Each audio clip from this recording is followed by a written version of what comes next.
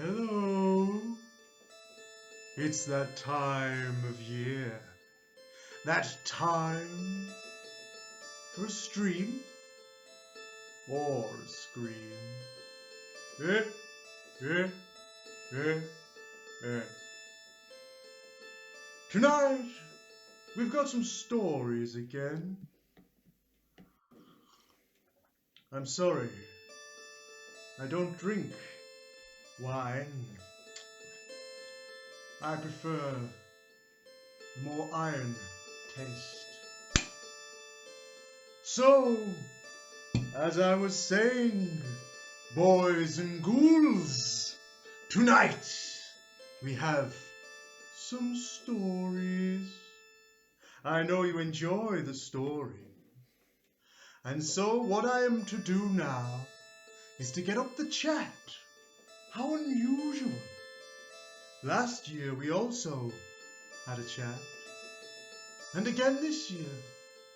It's very bizarre coming from the world of the dead and having to chat to the world of the living. It's like having to go outside again after a year of being locked in.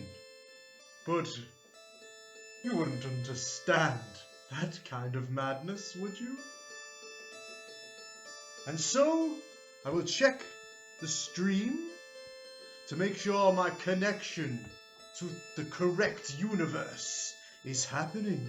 And then we will start with our first story. A story, maybe one close to your home. And so we are live. Good stuff. That will do me. I just need the chat, don't I? Anyway, it was a night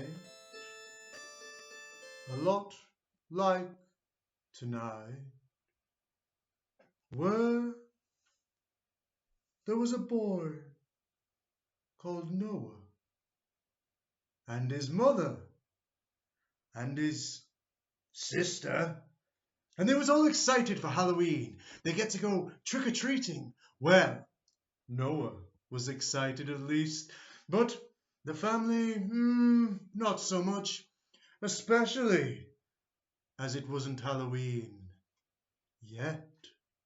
No, this was the night before Halloween.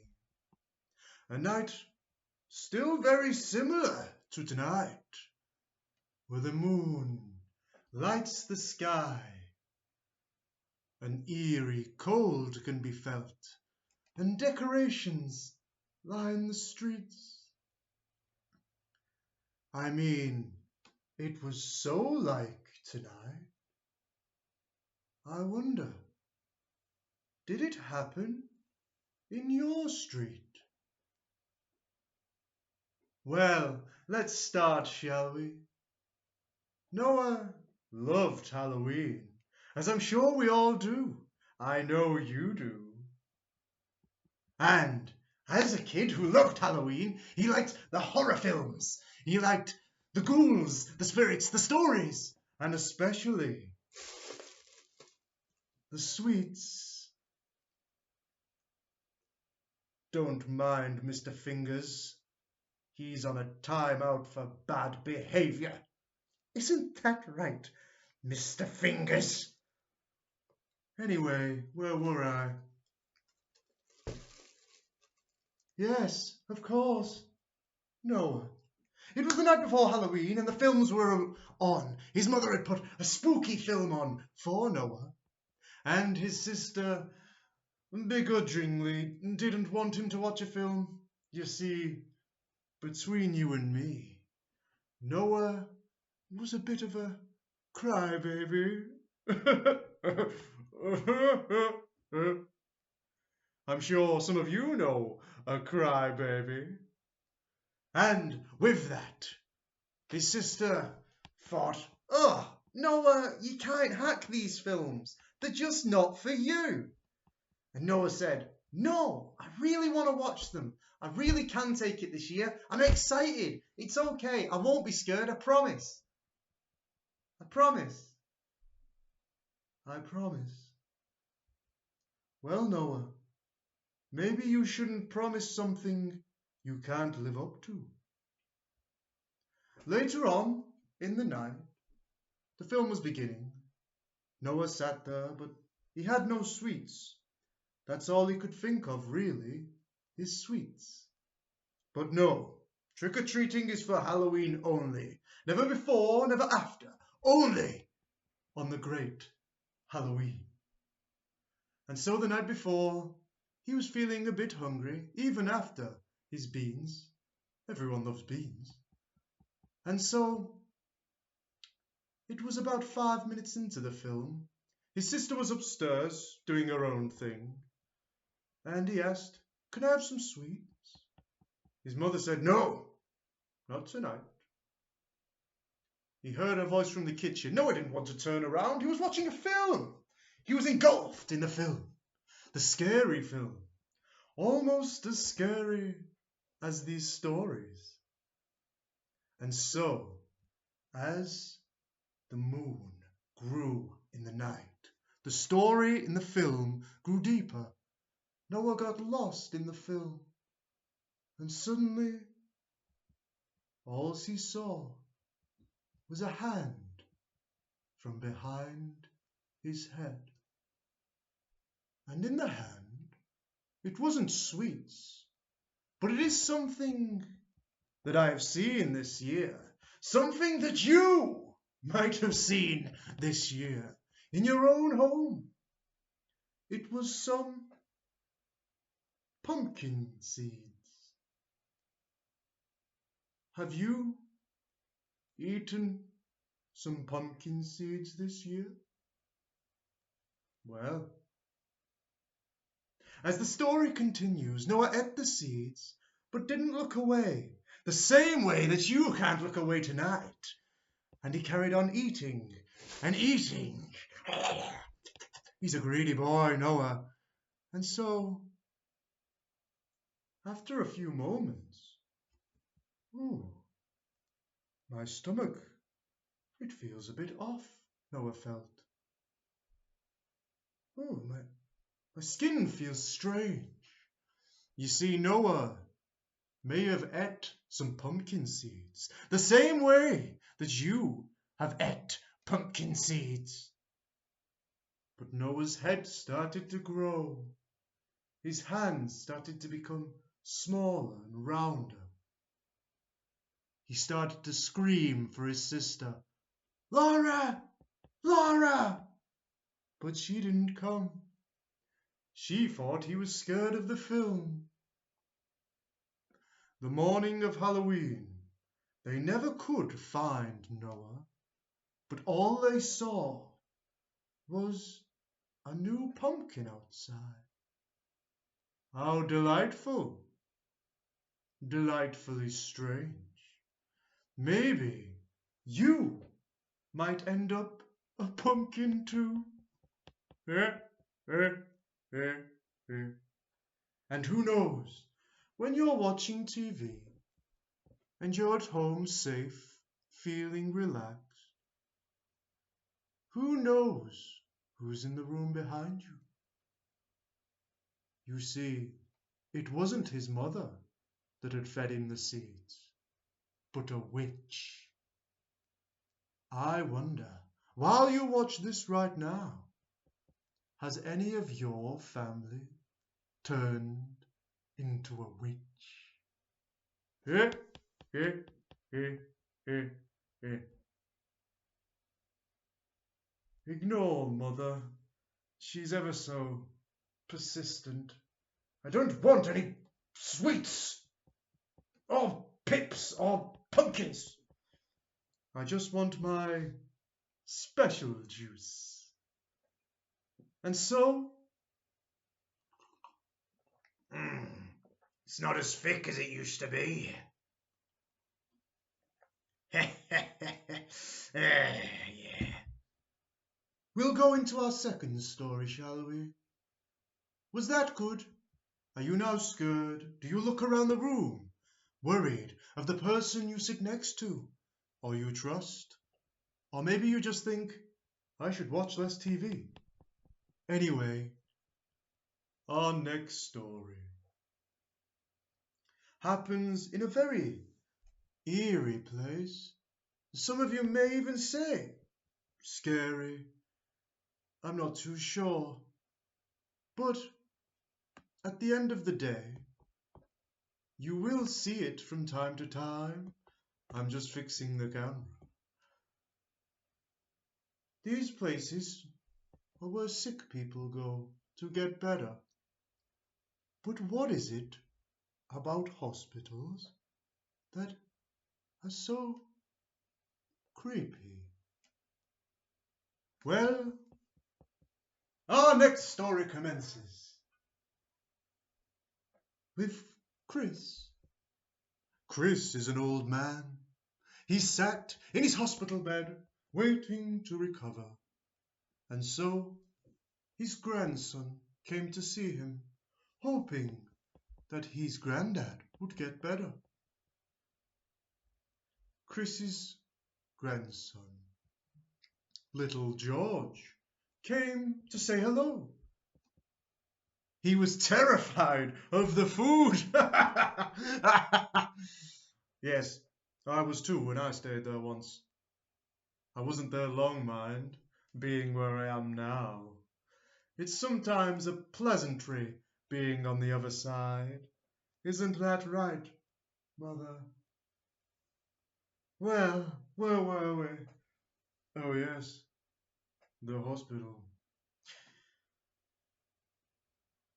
Chris laid in a bed against a long corridor. He had a room to himself, which wasn't unusual in this small town. And the bed to himself, the room to himself, in fact. I mean, usually you have a bed to yourself.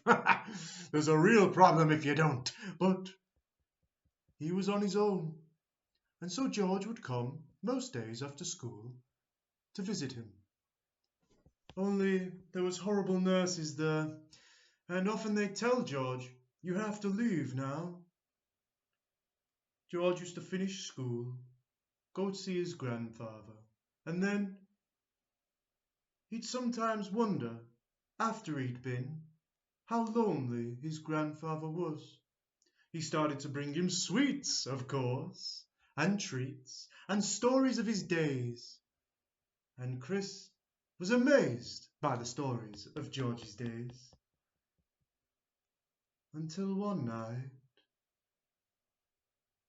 Chris decided that maybe George could stay. And George really wanted to, so they came up with a plot. But it was strange. You see, Grandfather Chris always said, "Nothing happens in the hospital at night. There's no reason to be here. He just sleeps." Why, all of a sudden, would he want George to stay? How very peculiar. But nevertheless, George was excited. He got to make sure his grandfather had a nice night with company and not just the horrible food there and the horrible nurses. And so George hid under the bed, and the nurses, they left. And so it was only Chris and George. They chatted for a while.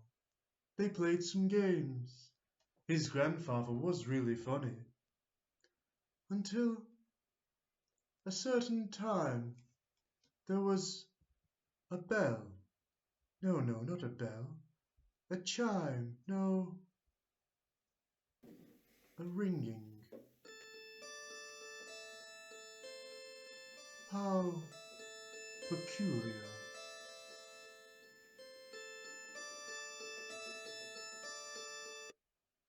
George sat there, and his grandfather went still. He went pale. He went very cold.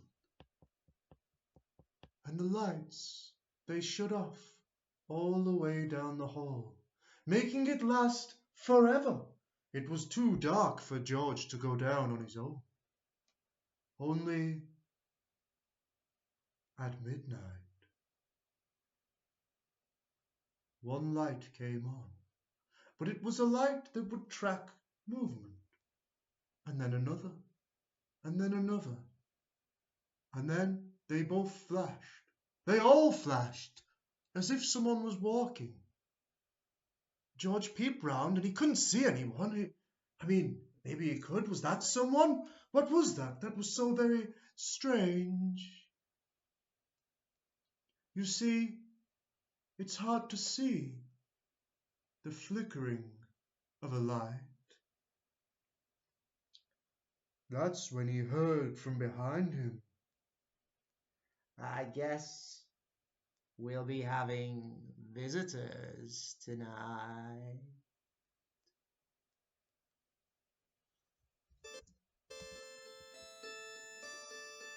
Oh yes, the visitors. You need to be careful on nights like tonight. Not all the visitors you have are there for sweets and delight. And so, who knows what happened to Chris and George? But we know this much. You're never alone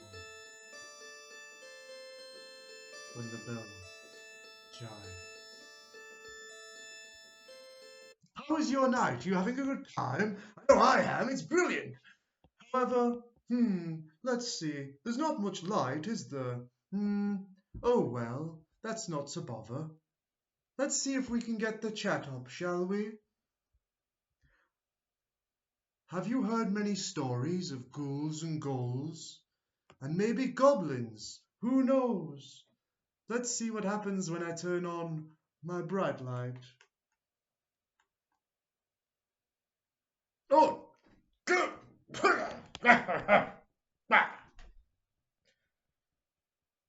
There was no need. That's very bright.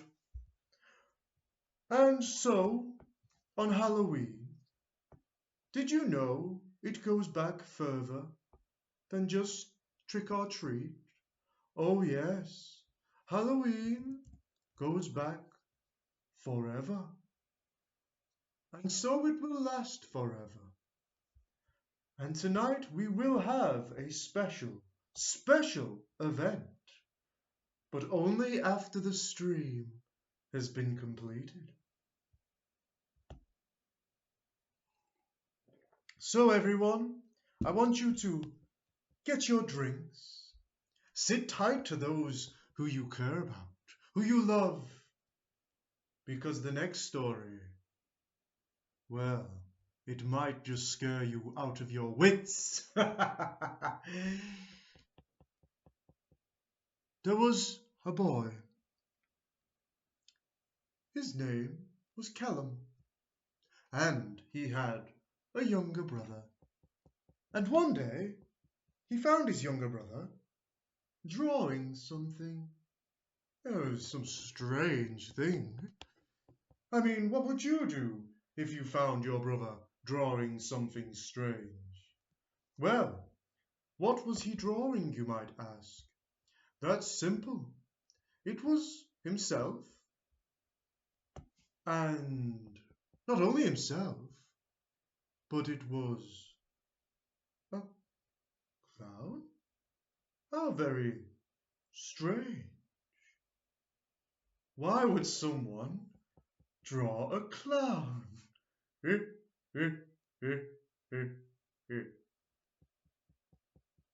And so Callum asked his younger brother, "What's all this about? Why are you drawing that, you freak?" He wasn't very nice. Now, it's important to always be nice to your siblings. You see, the ghouls, they may only come out once a year, but they're always watching. Always. Isn't that right, Cecil? Anyway, as I was saying before, Callum was being very rude to his brother. And so his little brother said, "It's real. I've seen him. He's my friend. He looks after me. He makes the bad people go away." Callum was a clever boy, and he said, "What bad people? What are you on about? There's only us in this house. There's never been any problems. His younger brother said, there's never been problems because he keeps them away.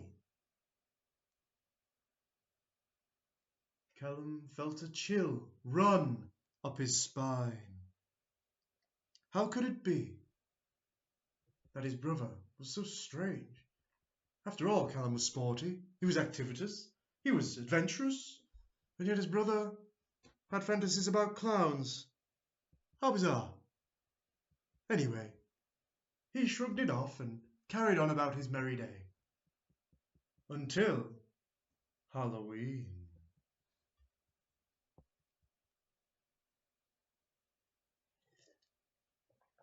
Ah, yes. On Halloween, Callum had been out trick-or-treating all night, and when he came home, he realized that his sweets had been moved. He had hid them well because he knew that his younger brother would take some of the sweets. Oh, yes, he knew. And yet, what happened? Well, he looked upstairs, downstairs, no stairs, on the stairs, and he couldn't find them. And so eventually he pondered. He said, I know my younger brother's taken them. Maybe I'll blame his imaginary friend, and that way he'll confess. I mean, nobody here likes their friends to be in trouble. And so he confronted his little brother. He said, hey, I know the clown took my sweets, and I've had it. I want the sweets back. His younger brother was shaken. I tried to stop him. What? Stop messing about. I know you took them. I was only messing. I know you got them. Where's me sweets at? It was the clown. I promise you it was the clown. Callum was furious. He told his mother and father, and they just told him, it doesn't matter. We'll get you some more sweets. Have you ever heard anything so preposterous? Sweets you've worked for, sweets that you wanted, and you have to wait whilst your brother or sister eats them? That's not very fair, is it? Sometimes mummies and daddies aren't very fair at all. And so Callum went to bed, disappointed, mistreated, until he heard something rustling. What could it be that's rustling, he thought. It almost sounded like a sweets wrapper. How bizarre. And so he woke up, he looked around the room, and his little brother couldn't be seen. But he could see a shadow. And he saw a sweets wrapper floating down the side of his bed. Well, Callum was having none of this. Enough was enough, and he chased the person down the stairs, chasing his little brother. Though it was so dark he couldn't see him, he just heard footsteps.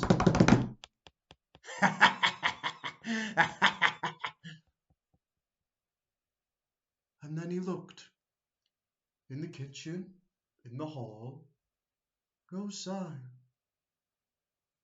He felt oddly cold. Has the heating not been on?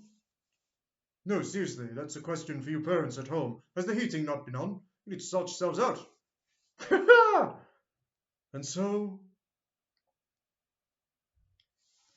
he looked around, and then he looked down, and he saw a sweet on the floor, and another, and another.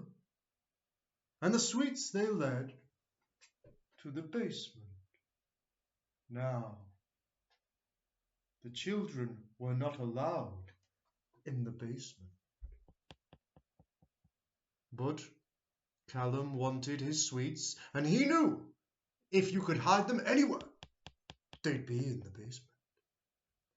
So he crept one step at a time.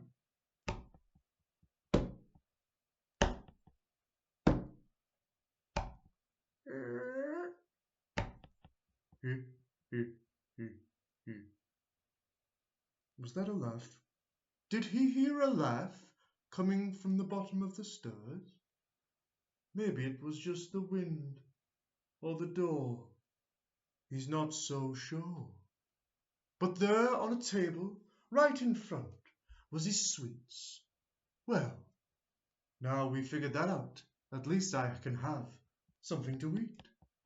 And so he filled himself up as much as he could, eating the sweets. Oh, yes, yes, he finally got what he deserved. And then he looked around the basement, as if someone was watching him. He knew his brother was up. Where are you?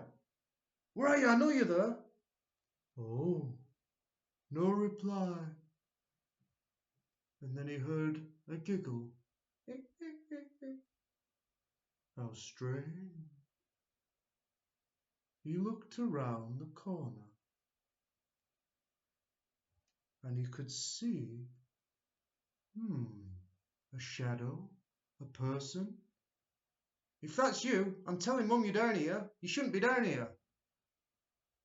And he got closer and closer, but it was ever so strange. You see, the shadow must have been a lot taller than Callum, because he was the same height and sat on a seat. Callum started to back away, but all he heard was, "Here, here, here, here. Do you want some sweet?"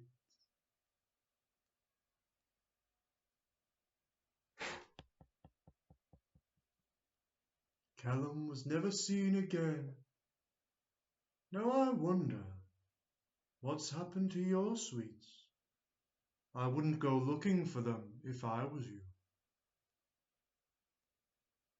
That concludes our stories. The Carnage Carnival has almost come to an end, but not quite, boys and girls, not quite. You see, what we can do is have a little fun. I want you to write your own stories.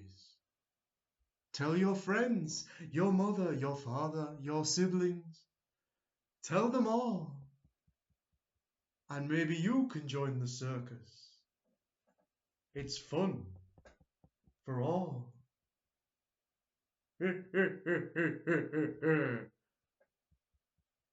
Thank you for coming.